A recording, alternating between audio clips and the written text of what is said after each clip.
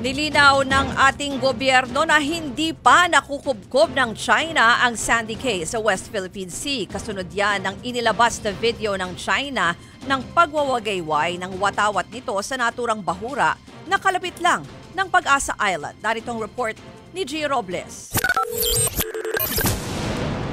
Sa kuha ng mga larawang ito na inalabas ng Chinese Coast Guard, binandera nila ang watawat ng China sa Sandy Cay 2, ang bahurang sakop ng Pilipinas na di kalayuan sa Pag-asa Island sa West Philippine Sea.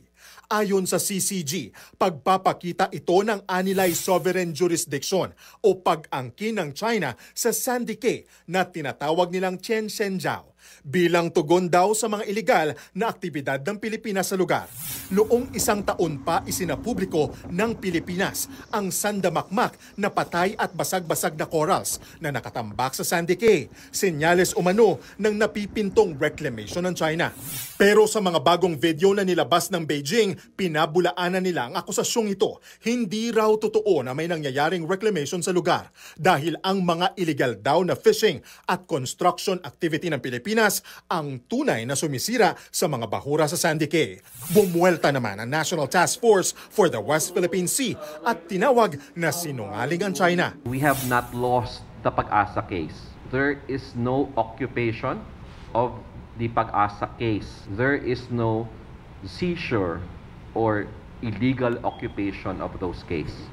Bilang tugon, nagsagawa rin ng Interagency Maritime Operation ng Pilipinas sa 3 Sandy Cays kahapon.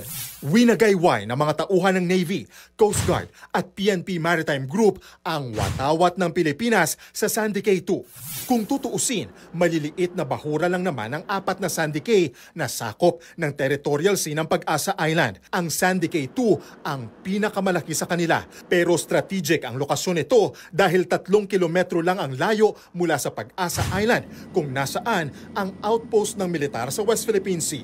Hindi raw hahayaan ng militar na matayuan ito ng estruktura ng China dahil isa raw ito sa mga red line na hindi palalampasin ng Navy. Ipaglalaban natin yan sapagkat yan ay atin. Red lines are non-negotiables. Kinundi na rin ng ilang senador ang ginawa ng China.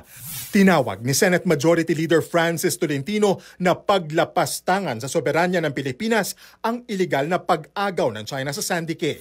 Nakiusap naman si Senator Risa Ontiveros sa China na tigilan na ang drama. Gimmick lang daw ang photoshoot para palabasin na nakuha na nila ang Sandy Cay. Tingin naman ni Malaya, posibleng ginagamit daw ng China ang issue para ilihis ang atensyon ng mga Pilipino sa umano'y pangingialam ng China sa nalalapit na halalan. Wala pang pahayag ang Chinese Embassy pero tiniyak ng palasyo na dedepensahan ng gobyerno ang ating mga teritoryo. Tuloy-tuloy pa rin po ang pagprotekta sa lahat ng karapatan ng bansa na naaayon sa international law pero may paniniguro na ito ay para sa peace and stability. Nagbabalita mula sa Frontline, Gio Robles, News 5.